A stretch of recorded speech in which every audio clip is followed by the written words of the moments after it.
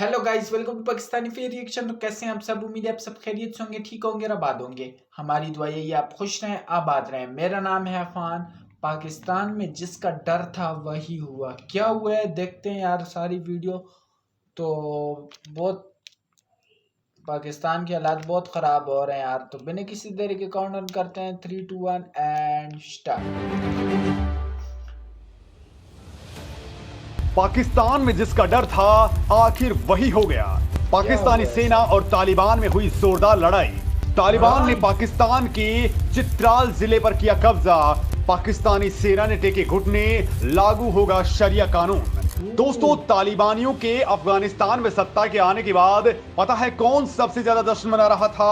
जाहिर सी बात है, वो दुनिया में इकलौता पाकिस्तान ही था। मुंगेरी लाल के हसीन सपने पालने वाले पाकिस्तान को भरोसा था कि तालिबानी अब उसके इशारों पर भारत के कश्मीर में उत्पात मचाएंगे। वो मजे से देखता रहेगा, लेकिन पाकिस्तान का यह जश्न 2 साल भी नहीं टिक पाया। अब वही तालिबान है, वही पाकिस्तान है, लेकिन अब दोस्ती नहीं है बल्कि दुश्मनी अपरंपार है। पहले अफगानिस्तान में जैसे तालिबान ने कब्जा किया था, वैसे ही अब वो पाकिस्तान पर भारी पड़ रहा है। दोस्तों, जिस वक्त भारत में G20 की तैयारियां चल रही हैं, जिसमें भारत को पहले से अंदेशा था कि पाकिस्तानी सीमा से कुछ बड़ा कांड हो सकता है, ठीक उसी वक्त पाकिस्तान अब भारत से लगती सीमा से नहीं बल्कि अफगानिस्तान से लगती सीमा पर तालिबान से उलझ रहा है। तो दोस्तों, आखिर तालिबान जो भारत को दुश्मन नंबर 1 समझता था, वो भारत का दोस्त कैसे बन गया और मदद करने वाले पाकिस्तान का आखिर दुश्मन कैसे बन गया? और दोस्तों, यहीं से सवाल ये उठता है कि पाकिस्तानी सेना क्या इतनी कमजोर हो गई है कि उस पर तालिबान कब्जा कर लेगा? और अगर ऐसा हो जाता है तो पाकिस्तान के परमाणु बमों का क्या होगा? जिस जिले पर तालिबान ने अब कब्जा कर लिया है, वहां अब क्या कुछ हो सकता है? तो दोस्तों, इस वीडियो में मैं ये बातें आपके सामने शेयर करने वाला हूं, लिहाजा मेरे साथ लगातार बने रहिए। तो दोस्तों, पाकिस्तान में अफगान तालिबान के भाई यानी टीटीपी मतलब कि तहरीक के तालिबान ने तबाही मचाने स्टार्ट कर दी है। टीटीपी ने दावा किया है कि उन्होंने पाकिस्तान के खैबर पख्तूनख्वा इलाके में घुस करके चित्राल जिले में कई इलाकों पर कब्जा कर लिया है। तो वहीं इसी बीच पाकिस्तानी सेना ने कहा है कि टीटीपी झूठ बोल रहा है, लेकिन बड़ी खबर यही है कि पाकिस्तान को टुकड़ों में तोड़ने का ये बड़ा आगाज हो चुका है। इस वक्त पाकिस्तान और तालिबान के बीच तोरखम बॉर्डर के ऊपर लगातार गोलाबारी चल रही है और भारी तनाव को देखते हुए तोरखम बॉर्डर को सील कर दिया गया है। दोस्तों, पक्की खबर यही है कि पाकिस्तान के खैबर पख्तूनख्वा स्टेट का ये है चित्राल डिस्ट्रिक्ट, जहां तहरीक तालिबान पाकिस्तान ने कब्जा कर लिया है। यहां पिछले 2 दिनों से पाकिस्तानी सेना के साथ में भीषण जंग चल रही थी। और दोस्तों, इसी बीच कई ऐसी बड़ी खबरें आ रही हैं कि पाकिस्तानी सैनिकों का तालिबान ने अपहरण कर लिया है। बड़ी बात तो यह है कि टीटीपी ने 11 पाकिस्तानी सैनिकों की हत्या भी कर दी है। टीटीपी ने अपने बयानों में कहा है कि चित्राल के लोगों की डिमांड पर 2 दिनों से टीटीपी के लड़ाकों ने व्यापक अभियान छेड़ा हुआ है और इस अभियान के दौरान उन्हें चित्राल के लोगों का पूरा सपोर्ट मिल रहा है। दोस्तों, तहरीक तालिबान ने पाकिस्तानी सेना को भी झूठी बताया है, साथ ही कहा है कि लोग पाकिस्तान के अन्याय से ऊब चुके हैं। वो पाकिस्तान के दूसरे इलाकों में भी इसी तरह के अभियान को चलाने के लिए मांग कर रहे हैं ताकि यहां शरिया कानून लागू हो सके। हालांकि दोस्तों, इसी बीच पाकिस्तानी सेना ने 10 से ज्यादा टीटीपी लड़ाकों को मारने का दावा किया है और चित्राल पर टीटीपी के दावे का भी उन्होंने खंडन किया है। दोस्तों, पाकिस्तान का दावा है कि टीटीपी आतंकी अफगानिस्तान में छिपे हुए हैं और वहीं से वो लगातार हमले कर रहे हैं। दोस्तों, इससे पहले पाकिस्तान की सरकार ने अफगानिस्तान के तालिबानियों को धमकी दी थी कि अगर उन्होंने टीटीपी के खिलाफ कोई एक्शन नहीं लिया तो वो हवाई हमले करेंगे। इससे तालिबानी भड़क उठे और उन्होंने पलटवार कर दिया। अब दोस्तों, सवाल ये उठता है कि पाकिस्तान ने तालिबान की कभी इस बात के लिए मदद की थी कि वो भारत के खिलाफ इनका इस्तेमाल करेगा, लेकिन ये खेल आखिर कैसे पलट गया? तो दोस्तों, इस खेल में असली खिलाड़ी पाकिस्तान कभी था ही नहीं, उसे बस ऐसा होने का भ्रम था। असल में भारत के सुपरकोप डोभाल पहले से ही इस पूरे मामले में एक्टिवेट थे और उन्होंने पर्दे के पीछे से पूरा का पूरा गेम पहले ही सेट कर दिया था। दोस्तों, भारत हमेशा से अफगानियों की मदद करता आया है और इसी दौरान भी भारत ने जम करके अफगानी लोगों की मदद की है। राशन से लेकर के दवाओं तक भारत ने उनको लगातार मदद पहुंचाई है, लेकिन पाकिस्तान ने भारत के गेहूं के ट्रकों तक भी रोकने की कोशिश की थी, जिससे तालिबान समझ चुका था कि पाकिस्तान उनका सगा नहीं हो सकता है। दूसरी ओर दोस्तों, पाकिस्तान तालिबान को अपनी बपोती समझने लग गया था। वो एक तो अफगानिस्तान बॉर्डर पर तारबंदी से लेकर के इस पूरे बॉर्डर को सील करने में लगा हुआ था तो वहीं दोस्तों वो कंगाल भी हो गया।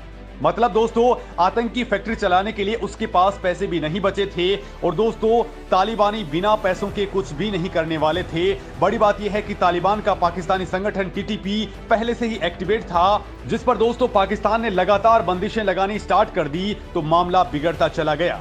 दोस्तों एक्सपर्ट भी मान रहे हैं कि टीटीपी के लड़ाकों को तालिबानी सैनिक मदद कर रहे हैं ताकि वो अफगानिस्तान से लगती पाकिस्तान की सीमा को पार कर जाएं। इसकी वजह से दोनों देशों को बांटने वाली डुरंड लाइन पर भारी गोलाबारी हुई है। चूंकि दोस्तों तालिबानी डुरंड लाइन को बिल्कुल नहीं मानते और पाकिस्तान के कई इलाकों पर अपना दावा करते हैं। अफगानिस्तान में तालिबान के सत्ता में आने के बाद अब तक कई बार पाकिस्तानी सेना के साथ उनकी झड़प हो चुकी है। इसी बीच तोरखम बॉर्डर पर भी तालिबान और पाकिस्तानी सेना के बीच में जमकर गोलाबारी हुई है, जिसमें दोनों ही पक्षों के कई सारे लोग मारे गए हैं और बड़ी तादाद में लोग घायल हुए हैं। इससे दोनों देशों के बीच में फिलहाल लगातार तनाव बढ़ा हुआ है और यहीं से दोस्तों सवाल उठता है कि तालिबान पाकिस्तान के अगर हिस्सों पर कब्जा कर लेता है, मतलब पाकिस्तान टूट जाता है, तो उसके न्यूक्लियर बमों का क्या होगा? क्योंकि एक तो इस समय वो पैसे की कमी से जूझ रहा है और पैसे की कमी से पाकिस्तान गृह युद्ध की पोजीशन में भी जा सकता है। तो दूसरा इस बात की भी पूरी संभावना है कि यहां अचानक से तालिबान जैसा धार्मिक कट्टरपंथी संगठन सत्ता में आ गया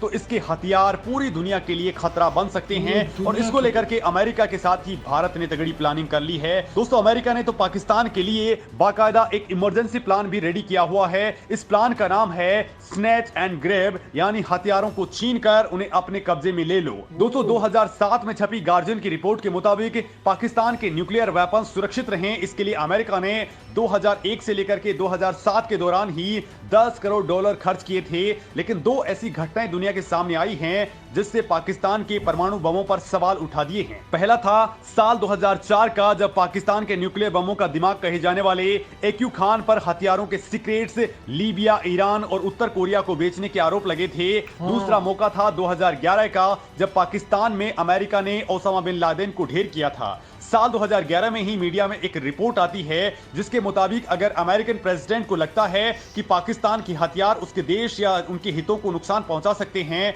तो वो स्नैच एंड ग्रैब प्लान को एक्टिवेट कर देंगे। दोस्तों अमेरिका पाकिस्तान के परमाणु बमों को लेकर के हमेशा खतरा मानता रहा है और इसी वजह से साल 2022 के अंदर राष्ट्रपति जो बाइडेन ने भी परमाणु हथियारों वाले पाकिस्तान को दुनिया के लिए खतरा बताया था। अब दोस्तों ये स्नैच एंड ग्रैब प्लान अगर एक्टिवेट होता है तो इसको लेकर के न्यूक्लियर पिक्चर अभी तक दुनिया के सामने नहीं है। दोस्तों ये पूरी तरह से अमेरिकन सीक्रेट है कि क्या अमेरिकी सेना पाकिस्तान में घुस करके इन न्यूक्लियर वेपन्स को अपने कब्जे में ले लेगी या फिर ये प्लान ओसामा को मारने जितना ही आसान होगा और पाकिस्तानी आर्मी इसके अंदर मदद करेगी। लेकिन दोस्तों इतना तो तय है कि इस काम में भारत भी बढ़ चढ़ करके सपोर्ट करने वाला है, क्योंकि इस वक्त पाकिस्तान के पास में 165 से ज्यादा न्यूक्लियर बम मौजूद हैं। हालांकि देख लो कहां से कहां जो है ना पाकिस्तान जो है ना कहां से कहां पहुंच गया यार। ये लड़ाइयां बहुत हो रही हैं, बॉर्डर्स में हो रही हैं। अफगानिस्तान जो था, अफगानिस्तान वो इंडिया को जो है ना, इंडिया उनको चीनी दे रहा है, इंडिया उनको सब कुछ दे रहा है और पाकिस्तान उनसे ये चीनी वगैरह सब कुछ सप्लाई बंद करा रहा है। तो वो समझ गए कि यार अभी हमारे साथ हिंदुस्तान खड़ा है, हिंदुस्तान हमारा साथ दे रहा है, क्योंकि वो एक एक चीज़ जो है ना लेके जा रहे हैं।